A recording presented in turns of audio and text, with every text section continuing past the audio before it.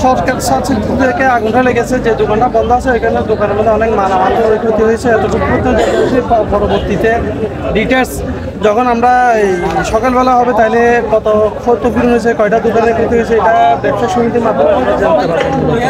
আর গত বছর এই বার্নিস মার্কেটে আগুন লাগার কারণে অনেক দোকানদার মোটামুটি নিঃস্ব হয়ে গেছে। আবার একই ঘটনা এক বছর পুনরাবৃত্তি হলো। এটা যাতে না হয় সচেতন মহল এখানে আগুন নিভাবার জন্য যে ধরনের ব্যবস্থা করতে হয়, এটা পরবর্তীতে কোনো ক্ষুদ্র দোকানদার এইভাবে আগুন লাগার কারণে নিঃস্ব হয়ে যাতে না যায়, এটার জন্য আমাদের পরবর্তীতে সতর্কভাবে ব্যবস্থা করতে হবে। আমরা 10টা 28 আগুনের মেসেজটা পাই।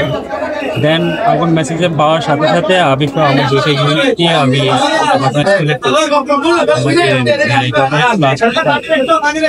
গেছে, কারণ হলো যেহেতু রাস্তাঘাটে দেন আসার পর আমরা 5-7 মিনিটের ভিতরে নিয়ন্ত্রণ সক্ষম হই।